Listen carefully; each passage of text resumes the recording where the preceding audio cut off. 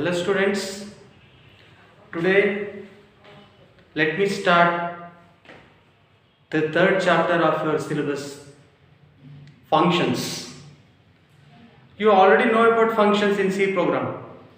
Same features is followed in C++ also. And some extra features are added to functions in C++. What are those features? Let's see. At first, I want to tell you what is function. Let's see some basic things about functions. A function is a set of instructions to perform a particular task. In functions, there are two concepts will come: function, calling function and called function. What are these calling function and called function? The function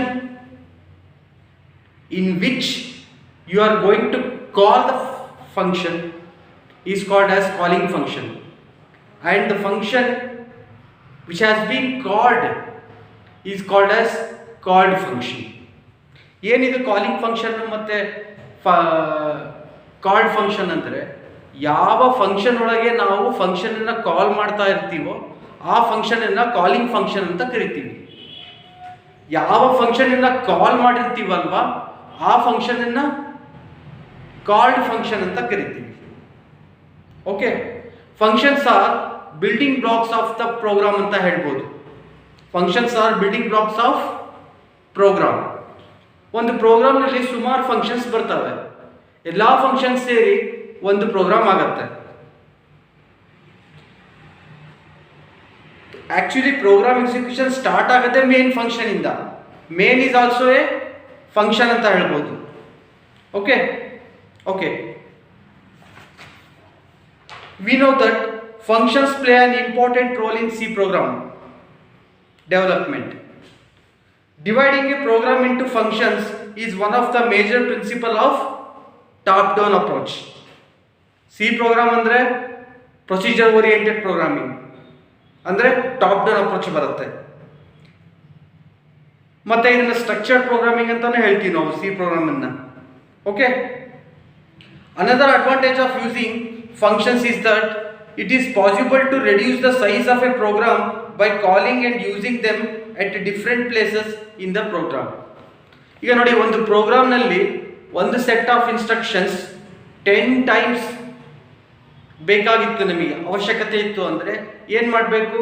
10 times ಆ ಇನ್ಸ್ಟ್ರಕ್ಷನ್ಸನ್ನು ನಾವು repeat ಮಾಡಬೇಕು. ಅದರಿಂದ program ಏನಾಗುತ್ತೆ? Lengthy ಆಗುತ್ತೆ. So to reduce the size of the program, size of the ಪ್ರೋಗ್ರಾಮನ್ನು reduce ಮಾಡೋದಕ್ಕೆ ನಾವು function use ಮಾಡ್ತೀವಿ. ಆ 10 ಇನ್ಸ್ಟ್ರಕ್ಷನ್ಸ್ಗಳನ್ನು ಒಂದು ಫಂಕ್ಷನಲ್ಲಿ ಬರೆದಿಡ್ತೀವಿ. ಓಕೆ, ಯಾವಾಗ ಅಗತ್ಯವಾಗಿರುತ್ತೋ ಆವಾಗ ಆ ಫಂಕ್ಷನನ್ನು ಕಾಲ್ ಮಾಡ್ಕೊತೀವಿ.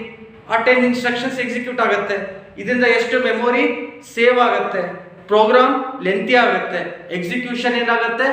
ಫಾಸ್ಟ್ ಆಗುತ್ತೆ. ಓಕೆ, ಯೂಶುವಲಿ ಸಿ ಪ್ರೋಗ್ರಾಮಿಂಗಲ್ಲಿ ನೀವು ಯಾವ ರೀತಿ ಫಂಕ್ಷನ್ಸ್ ಅನ್ನ ಕಾಲ್ ಮಾಡ್ತೀರಾ ಅಂತ ಒಂದು ಸಿಂಟ್ಯಾಕ್ಸ್ ಅನ್ನ ಯೂಸ್ ಮಾಡಿ ತೋರಿಸ್ತೀನಿ ನೋಡಿ.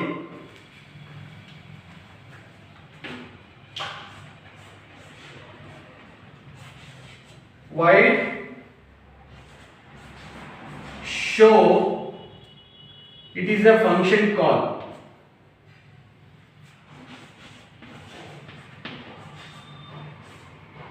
Main program begins with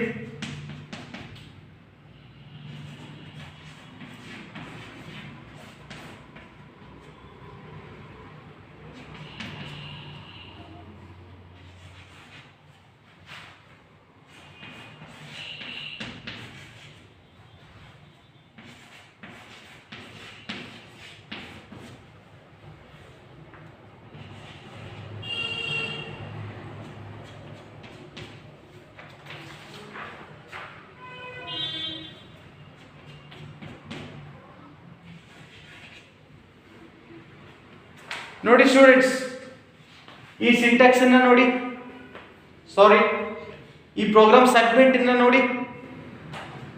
ಇಲ್ಲಿ ವೈಡ್ ಶೋ ಅಂತ ಫಸ್ಟ್ ಫಂಕ್ಷನ್ ಡಿಕ್ಲರೇಷನ್ ಮಾಡ್ಕೊಂತೀವಿ. ಯಾವಾಗ ಮೇನ್ ಫಂಕ್ಷನ್ ಗಿಂತ ಮೊದಲೇ ಫಂಕ್ಷನ್ ಡಿಕ್ಲರೇಷನ್ ಮಾಡ್ಕೊಂತೀವಿ. ಯಾವ ಫಂಕ್ಷನ್ ಡಿಕ್ಲೇರ್ ಮಾಡ್ಕೊಂಡಿದೀವಿ? Void show function.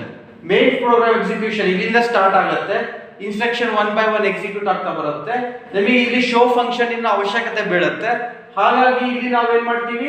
Show function ಅನ್ನ ಕಾಲ್ ಮಾಡ್ತೀವಿ. ಇಲ್ಲಿ ಶೋ ಫಂಕ್ಷನ್ ಅನ್ನ ಕಾಲ್ ಮಾಡಿದಾಗ ಕಂಟ್ರೋಲ್ ಎಲ್ಲಿಗೆ ಪಾಸ್ ಆಗತ್ತೆ? Definition of show function. Main function ಮುಗಿದ್ಮೇಲೆ ಆ ಫಂಕ್ಷನ್ ಡೆಫಿನೇಷನ್ ಅನ್ನ ಬರ್ದಿರ್ತೀವಿ ನಾವು. Wide show, this is the definition of the show function. So show function call ಆದಾಗ ಕಂಟ್ರೋಲ್ ಎಲ್ಲಿ ಪಾಸ್ ಆಗುತ್ತೆ? ಶೋ ಫಂಕ್ಷನ್ ಡೆಫಿನೇಷನ್ ಎಲ್ಲಿರುತ್ತಲ್ಲ ಅಲ್ಲಿ ಪಾಸ್ ಆಗುತ್ತೆ. ಇಲ್ಲಿ ಎರಡು ಕಾನ್ಸೆಪ್ಟ್ ಬರುತ್ತೆ, ಒಂದು ಫಂಕ್ಷನ್ ಡಿಕ್ಲರೇಷನ್, ಇನ್ನೊಂದು ಫಂಕ್ಷನ್ ಡೆಫಿನೇಷನ್. ಫಂಕ್ಷನ್ ಡಿಕ್ಲರೇಷನ್ ಎಲ್ಲಿ ಮಾಡ್ತೀವಿ ಅಂದ್ರೆ ಮೇನ್ ಪ್ರೋಗ್ರಾಮ್ಗಿಂತ ಮುಂಚಿತವಾಗಿಯೇ ಫಂಕ್ಷನ್ ಡಿಕ್ಲರೇಷನ್ ಮಾಡ್ಕೊಂಡಿರ್ತೀವಿ.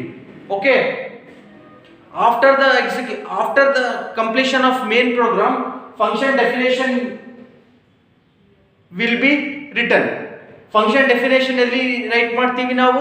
ಮೇನ್ ಪ್ರೋಗ್ರಾಮ್ ಆದ್ಮೇಲೆ ಫಂಕ್ಷನ್ ಡೆಫಿನೇಷನ್ ಅನ್ನ ರೈಟ್ ಮಾಡ್ತೀವಿ. ಒಂದು ನೆನಪಿಟ್ಕೊಳ್ಳಿ, ಫಂಕ್ಷನ್ ಡೆಫಿನೇಷನ್ ಫಂಕ್ಷನ್ ಡಿಕ್ಲರೇಷನ್ ಅಲ್ಲಿ ರಿಟರ್ನ್ ಟೈಪ್ ಸೇಮ್ ಇರಬೇಕು. ಮತ್ತೆ ಆರ್ಗ್ಯುಮೆಂಟ್ಸ್, ಇಲ್ಲಿ ಯಾವುದೋ ಆರ್ಗ್ಯುಮೆಂಟ್ಸ್ ನಾವು ತಗೊಂಡಿಲ್ಲ, ಸೊ ಇದನ್ನ ಎಂಟಿ ಅಂತ ಬಿಟ್ಕೊಂಡಿದೀವಿ. ನಂಬರ್ ಆಫ್ ಆರ್ಗ್ಯುಮೆಂಟ್ಸ್ ಕೂಡ ಏನಾಗಿರ್ಬೇಕು? ಸೇಮ್ ಇರಬೇಕು. ಆಗ ಆ ಫಂಕ್ಷನ್ ಕಾಲ್ ಆಗತ್ತೆ, ಇಲ್ಲ ಅಂದ್ರೆ ಕಂಪೈಲರ್ ಎರರ್ ಅನ್ನ ಜನರೇಟ್ ಮಾಡುತ್ತೆ. Okay, hope you have understood this concept.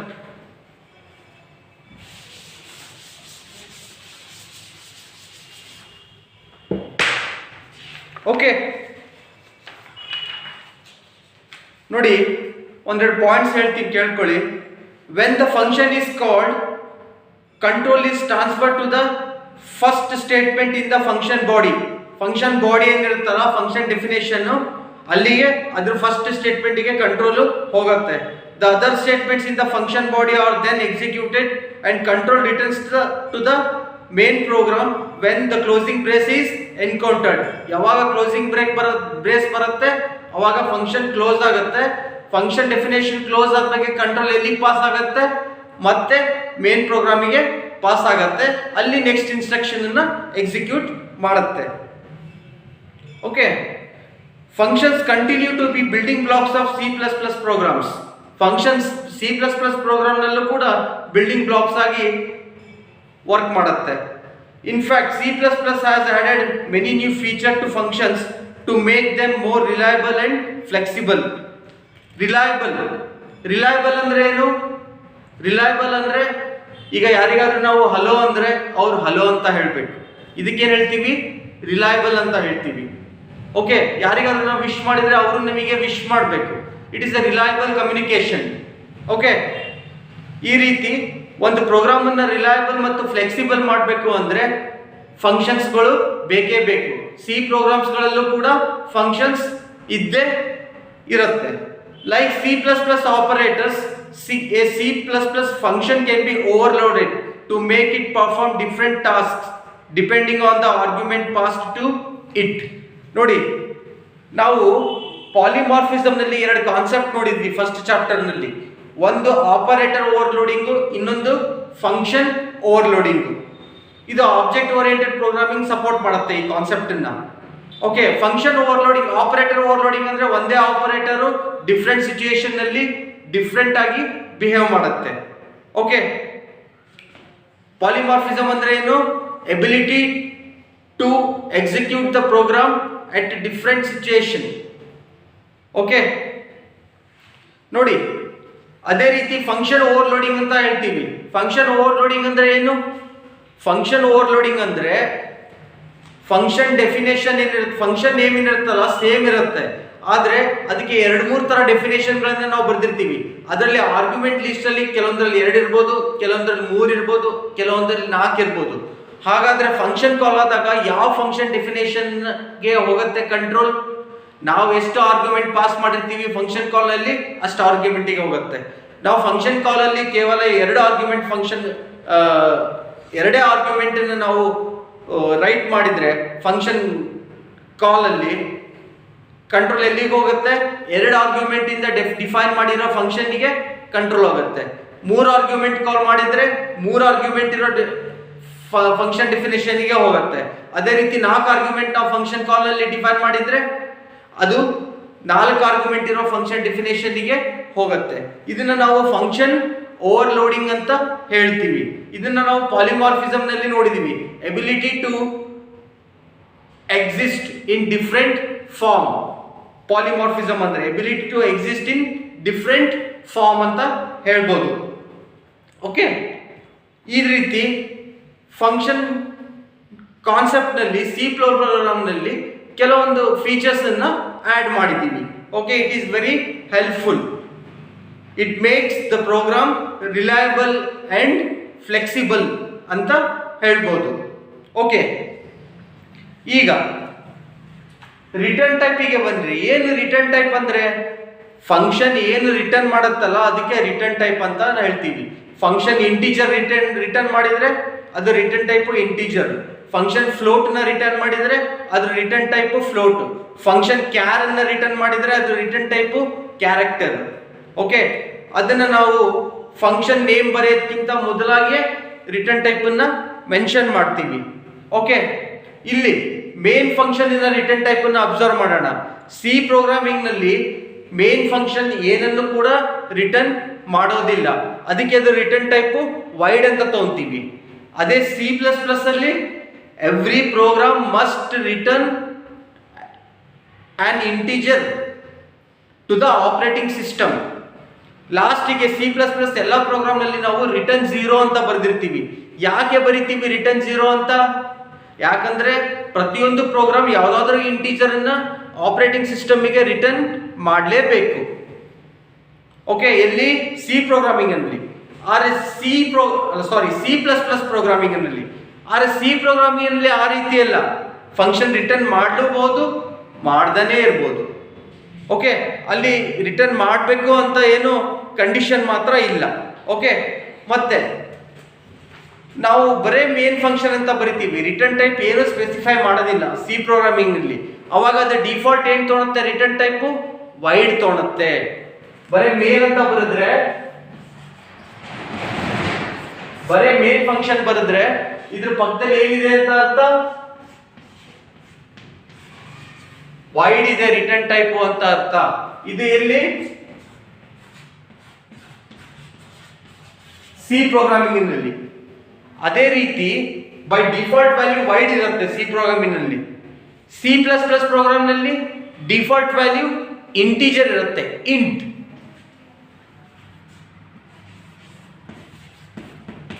ನಾವು ಮೇನ್ ಫಂಕ್ಷನ್ ಅನ್ನ ಬರೀ ಮೇನ್ ಅಂತ ಡಿಫೈನ್ ಮಾಡ್ಕೊಂಡ್ರೆ C++ ಅಲ್ಲಿ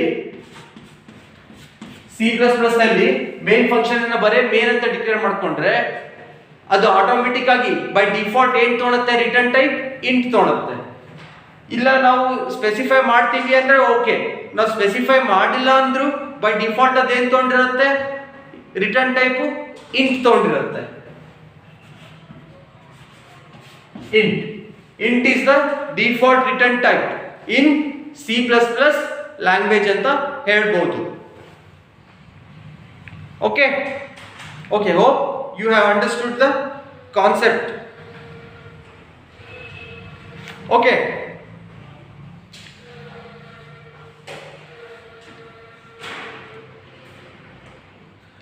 ನಾವೇನಾದ್ರೂ ರಿಟರ್ನ್ 0 ಬರೀಲಿಲ್ಲ ಅಂದ್ರೆ ಏನಾಗುತ್ತೆ ಸಿ ಪ್ರೋಗ್ರಾಮಿಂಗ್ ನಲ್ಲಿ?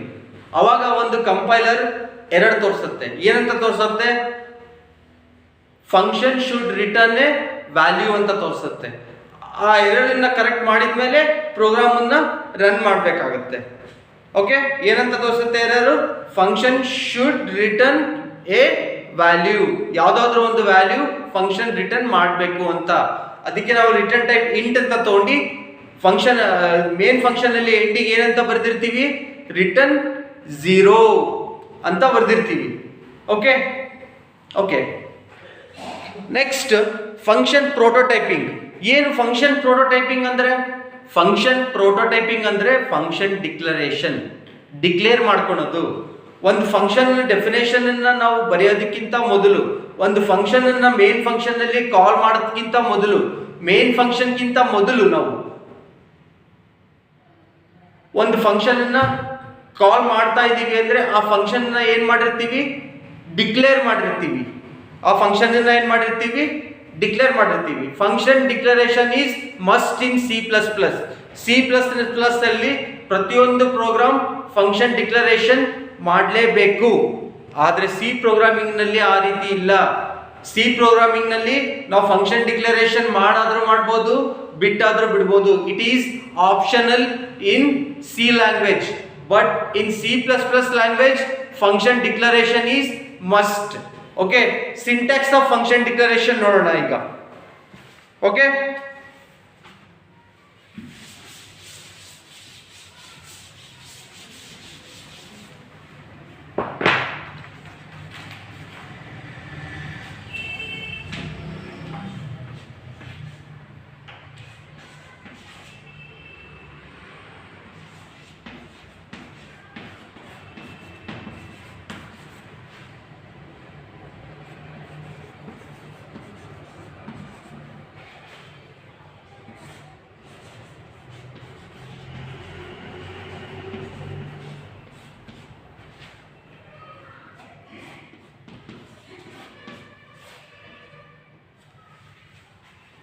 what is this?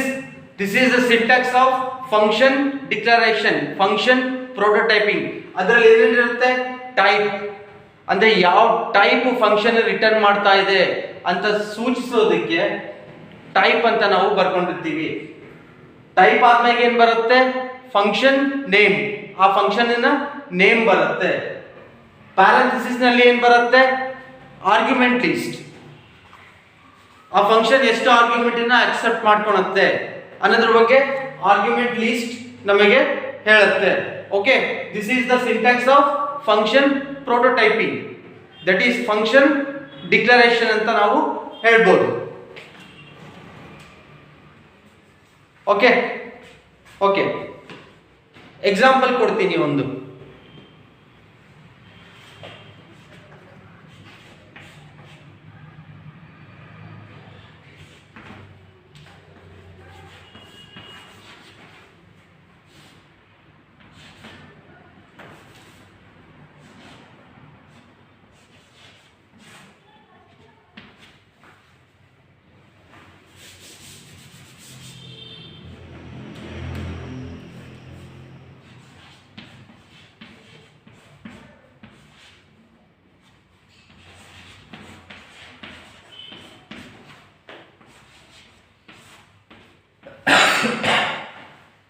ಇದು ನೋಡಿ, ಒಂದು ಫಂಕ್ಷನ್ ಡಿಕ್ಲರೇಷನ್ಗೆ ಎಕ್ಸಾಂಪಲ್. ಇಲ್ಲಿ ಫಂಕ್ಷನ್ ನೇಮ್ ಏನು, ಸರ್ಕಲ್.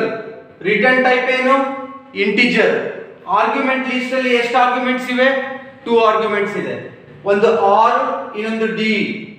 ಅವುಗಳ ಡೇಟಾ ಟೈಪ್ ಏನು, ರೇಡಿಯಸ್ ಗೆ ಆರ್ ಅಂತ ಇಟ್ಕೊಂಡಿದ್ದೀನಿ, ಡಯಾಮೀಟರ್ ಗೆ ಡಿ ಅಂತ ಇಟ್ಕೊಂಡಿದ್ದೀನಿ. ಅವುಗಳ ಡೇಟಾ ಟೈಪ್ ಏನು, ಫ್ಲೋಟ್. ಓಕೆ, ಇಲ್ಲೂ ಕೂಡ ಫ್ಲೋಟ್ ಅಂತ ಬರುತ್ತೆ. ಇದನ್ನೇನಂತ ಹೇಳ್ತೀವಿ ನಾವು, ಫಂಕ್ಷನ್ ಡಿಕ್ಲರೇಷನ್ ಅಂತ ಹೇಳ್ತೀವಿ. ಫಂಕ್ಷನ್ ಡಿಕ್ಲರೇಷನ್ C++ ಅಲ್ಲಿ must. We must include function declaration in C++ language, but in C language it is optional. Function declaration ಮಾಡಿದ್ರು ನಡೆಯುತ್ತೆ, ಮಾಡಲಿಲ್ಲ ಅಂದ್ರೂ ನಡೆಯುತ್ತೆ ಸಿ ಪ್ರೋಗ್ರಾಮಿಂಗ್ ನಲ್ಲಿ. ಆದರೆ C++ ಅಲ್ಲಿ ಫಂಕ್ಷನ್ ಡಿಕ್ಲರೇಷನ್ ಈಸ್ ಮಸ್ಟ್ ಅಂತ ಹೇಳ್ಬೋದು. ಆಮೇಲೆ ಇನ್ನೊಂದು ವಿಚಾರ ಹೇಳಬೇಕು ಅಂದ್ರೆ, ಇಲ್ಲಿ ನಾವು ಆರ್ಗ್ಯುಮೆಂಟ್ ಲಿಸ್ಟ್ ಅಲ್ಲಿ ವೇರಿಯೇಬಲ್ ನೇಮ್ ಬರೀಲೇಬೇಕಾ, ಅದನ್ನು ಕೂಡ ಆಪ್ಷನ್. ವೇರಿಯೇಬಲ್ ನೇಮ್ ಬರೆಯೋದಾದ್ರೂ ಬರ್ಬೋದು, ಬಿಟ್ಟಾದ್ರೂ ಬಿಡ್ಬೋದು. ಆದ್ರೆ ಆ ವೇರಿಯೇಬಲ್ ಡಾಟಾ ಟೈಪ್ ಏನಿರುತ್ತಲ್ಲ ಅದು ಮಾತ್ರ ಬರೀಲೇಬೇಕು. That we must write the data type of the variable, we must write. The variable name is optional. We can write or else we can skip that.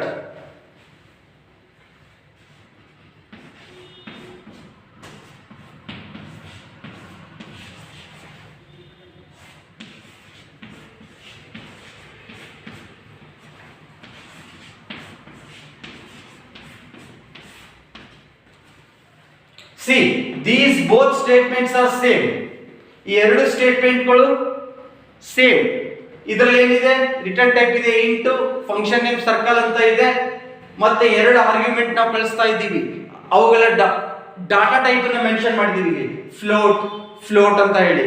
ಈ ರೀತಿ ಫಂಕ್ಷನ್ ಡಿಕ್ಲರೇಷನ್ ನಲ್ಲಿ ನಾವು function name argument list ಅಲ್ಲಿ variable name ಬರೀಲೇಬೇಕು ಅಂತ ಏನು ಖಂಡಿತವಾಗಿ ಯಾವುದು rules ಇಲ್ಲ. ಗೊತ್ತಾಯ್ತಾ? ನಾವು ಬರಿದಾದ್ರೂ ಬರ್ಬೋದು, ಬಿಟ್ರಾದ್ರೂ ಬಿಡ್ಬೋದು, ಅದು ನಮಗೆ ಬಿಟ್ಟಿದ್ದು. It is optional. ಆದ್ರೆ ಅವುಗಳ ಡಾಟಾ ಟೈಪು ನಾವು ಮೆನ್ಷನ್ ಮಾಡಲೇಬೇಕಾಗತ್ತೆ. ಡಾಟಾ ಟೈಪ್ ಏನ್ ಮಾಡಬೇಕಾಗತ್ತೆ, ನಾವು ಮೆನ್ಷನ್ ಮಾಡಲೇಬೇಕಾಗತ್ತೆ. ಅದಕ್ಕೆ ನಾನು ಇಲ್ಲಿ ಏನ್ ಬರ್ದಿದ್ದೀನಿ, ಫ್ಲೋಟ್ ಅಂತ ಬರ್ದಿದ್ದೀನಿ. ಓಕೆ, ಫಂಕ್ಷನ್ ಪ್ರೋಟೋಟೈಪಿಂಗ್ ಬಗ್ಗೆ ಒಂದೆರಡು ಪಾಯಿಂಟ್ಸ್ ನೋಡ್ಕೊಳ್ಳೋಣ. Function prototyping is one of the major important movement added to C++ functions. The prototype describes the function interface to the compiler. Function interface, function ಹೇಗಿದೆ ಅನ್ನೋದ್ರ ಬಗ್ಗೆ ಒಂದು ಇಂಟರ್ಫೇಸ್ ಅಂದ್ರೆ bridge, communication bridge. ಎದ್ರ ಜೊತೆ ಕಮ್ಯುನಿಕೇಟ್ ಮಾಡುತ್ತೆ, ಅದು ಕಂಪೈಲರ್ ಜೊತೆ ಕಮ್ಯುನಿಕೇಟ್ ಮಾಡುತ್ತೆ. By giving details such as number and type of arguments and the type of the return values.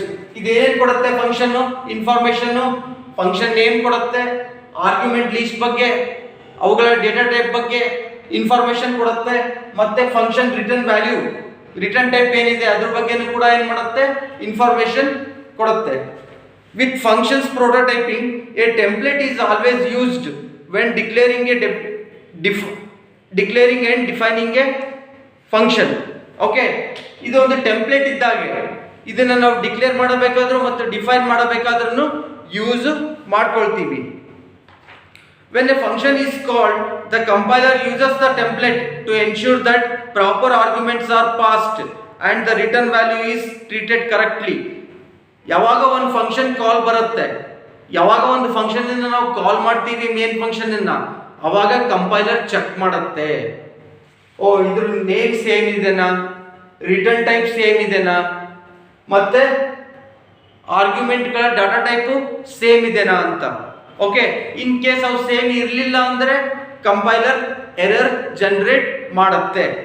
Okay, ಯಾವ ರೀತಿ ಫಂಕ್ಷನ್ ಡಿಕ್ಲರೇಷನ್ ಇರುತ್ತೋ ಅದೇ ರೀತಿ ಫಂಕ್ಷನ್ ಡೆಫಿನೇಷನ್ ಕೂಡ ಇರಬೇಕು. ಓಕೆ,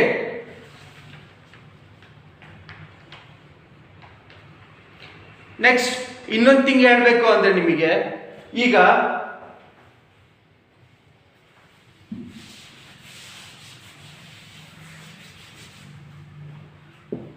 ಇದು ಫಂಕ್ಷನ್ ಡಿಕ್ಲರೇಷನ್. ಗೊತ್ತಾಯ್ತಾ? ಎಷ್ಟು ವೇರಿಯೇಬಲ್ ಇವೆ? ಎರಡು ವೇರಿಯೇಬಲ್ ಇದೆ ಇಲ್ಲಿ, ಒಂದು ಆರ್ ಅಂತ ಒಂದು, ಇನ್ನೊಂದು ಡಿ ಅಂತ ಒಂದು. ಇದನ್ನು ನಾವು ಈ ರೀತಿ ಬರಿಬಹುದಾ ನೋಡಿ,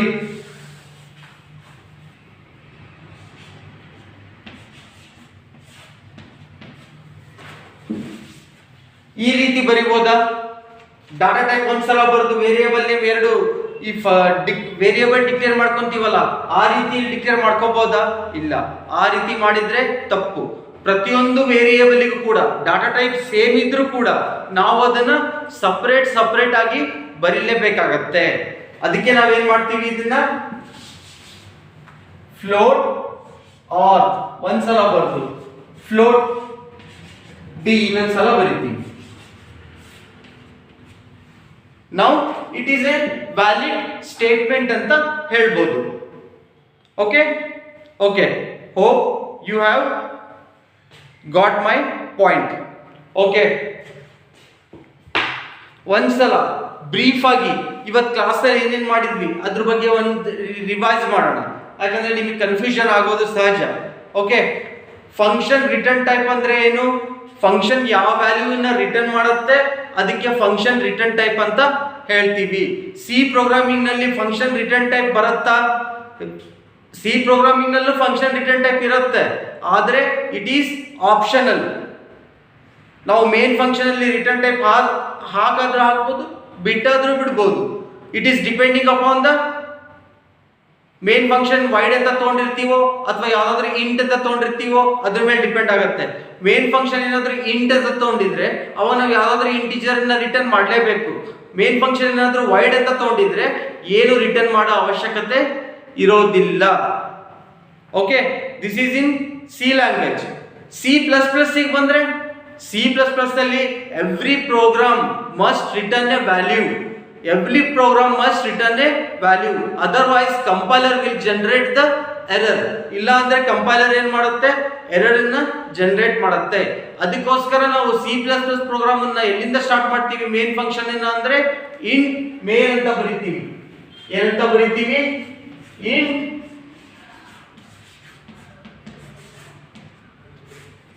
ಮೇನ್. ಇಂಟ್ ಮೇನ್ ಅಂತ ಬರೆದು ಮೇನ್ ಫಂಕ್ಷನ್ ಅನ್ನ ಸ್ಟಾರ್ಟ್ ಮಾಡ್ತೀವಿ. ಓಕೆ, ಈಗ ಇಂಟ್ ಮೇನ್ ಅಂತ ಬರೆದು ಬಿಟ್ರೆ ಏನರ್ಥ, ಫಂಕ್ಷನ್ ಒಂದು ಇಂಟಿಜರ್ ವ್ಯಾಲ್ಯೂನ ಆಪರೇಟಿಂಗ್ ಸಿಸ್ಟಮಿಗೆ ರಿಟರ್ನ್ ಮಾಡ್ತಾ ಇದೆ ಅಂತ ಇದ್ರ ಅರ್ಥ. ಓಕೆ ಓಕೆ, ಆಮೇಲೆ ಈ ಫಂಕ್ಷನ್ ರಿಟರ್ನ್ ಟೈಪು ಸಿ ನಲ್ಲಿ ಆಪ್ಷನಲ್ ಆಗಿರುತ್ತೆ, C++ ಅಲ್ಲಿ ಮಸ್ಟ್ ಇರಲೇಬೇಕಾಗತ್ತೆ. Must and should it the function should return a value in C++ ಅಂತ ಹೇಳ್ಬೋದು. Okay okay, hope you have got. Function ಪ್ರೋಟೋಟೈಪಿಗೆ ಬಂದಾಗ ಸಿ ಮತ್ತು C++ಗೂ ಏನು ವ್ಯತ್ಯಾಸ ಇದೆ? ಫಂಕ್ಷನ್ ಪ್ರೋಟೋಟೈಪಿಂಗ್ ಅಂದ್ರೆ ಫಂಕ್ಷನ್ ಡಿಕ್ಲರೇಷನ್. ಮೇನ್ ಫಂಕ್ಷನ್ಗಿಂತ ಮೊದಲೇ ನಾವು ಫಂಕ್ಷನ್ ಡಿಕ್ಲರೇಷನ್ ಅನ್ನ ಮಾಡ್ಕೊಳ್ತೀವಿ. ಓಕೆ, ಸಿ ಲ್ಯಾಂಗ್ವೇಜ್ ನಲ್ಲಿ ಫಂಕ್ಷನ್ ಡಿಕ್ಲರೇಷನ್ ಮಾಡ್ಲೂಬಹುದು, ಅದನ್ನು ಬಿಡ್ಲೂಬಹುದು. ದಟ್ ಈಸ್ ಆಪ್ಷನಲ್, ಮಾಡಲೇಬೇಕಂತ ಏನು ರೂಲ್ಸ್ ಇಲ್ಲ. ಎಲ್ಲಿ? ಸಿ ಲ್ಯಾಂಗ್ವೇಜ್ ನಲ್ಲಿ. ಅದೇ C++ ಅಲ್ಲಿ ಹೋದ್ರೆ we must declare a function. Main ಫಂಕ್ಷನ್ಗಿಂತ ಮೊದಲು ಅದರಲ್ಲಿ ಬರುವ ಫಂಕ್ಷನ್ಸ್ ಗಳನ್ನ ಎಲ್ಲ ಮಸ್ಟ್ ಆಗಿ ನಾವೇನ್ ಮಾಡಬೇಕು, ಡಿಕ್ಲೇರ್ ಮಾಡಲೇಬೇಕಾಗತ್ತೆ. ಎಲ್ಲಿ? C++ ಅಲ್ಲಿ. ಸಿ ಲ್ಯಾಂಗ್ವೇಜ್ ನಲ್ಲಿ ಇಟ್ ಈಸ್ ಆಪ್ಷನಲ್ ಅಂತ ಹೇಳ್ಬೋದು.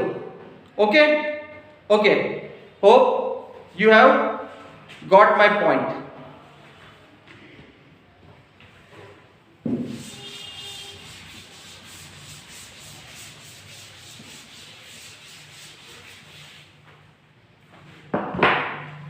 ಆಮೇಲೆ ಇನ್ನೊಂದು ಕಾನ್ಸೆಪ್ಟ್ ನಿಮಗೆ ಹೇಳಕ್ಕೆ ನಾನು ಇಚ್ಛೆ ಪಡ್ತೀನಿ. ಏನಂದ್ರೆ ಇಲ್ಲಿ ನೋಡಿ,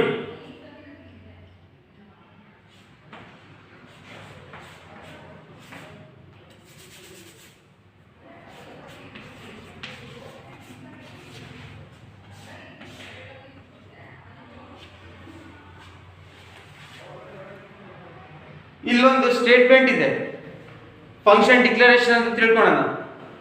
ರಿಟರ್ನ್ ಟೈಪ್ ಏನಿದೆ? ಇಂಟಿಜರ್ ಇದೆ. ಫಂಕ್ಷನ್ ನೇಮ್ ಏನಿದೆ? ಟೇಬಲ್ ಅಂತ ಇದೆ.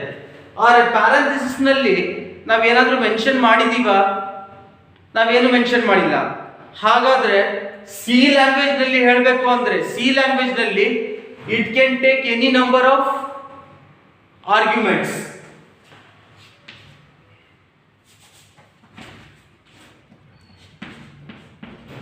In C, it can take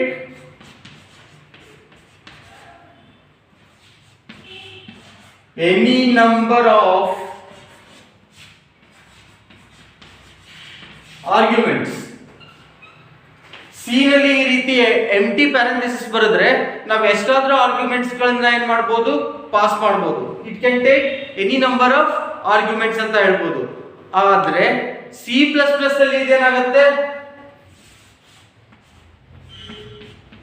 in C++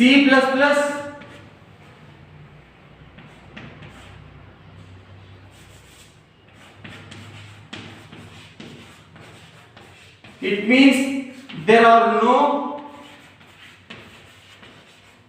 arguments. C++ ಅಲ್ಲಿ ಏನಾಗುತ್ತೆ, ಎಂಟಿ ಪ್ಯಾರಂಥೆಸಿಸ್ ಬಿಟ್ರೆ it means there are no arguments. Arguments ಇಲ್ಲ ಅಂತ ಅರ್ಥ. ಎಲ್ಲಿ? C++ ಅಲ್ಲಿ. ಸಿ ಲ್ಯಾಂಗ್ವೇಜ್ ನಲ್ಲಿ ಎನಿ ನಂಬರ್ ಆಫ್ ಆರ್ಗ್ಯುಮೆಂಟ್ಸ್ ಆದ್ರೆ ಇರ್ಬೋದು ಅಥವಾ ಆರ್ಗ್ಯುಮೆಂಟ್ಸ್ ಇಲ್ಲದೇ ಇರ್ಬೋದು. Okay, this is in C language and this is in C++. It means okay ಇದನ್ನ ಇನ್ನೊಂದರ ಸಿ ಪ್ಲಸ್ ಪ್ಲಸ್ ಅಲ್ಲಿ ಯಾವ ರೀತಿ ಬರೀಬಹುದು ನೋಡೋಣ. ಯಾವುದೋ ಆರ್ಗ್ಯುಮೆಂಟ್ ಲೀಸ್ಟ್ ಇಲ್ಲ ಅಂತ,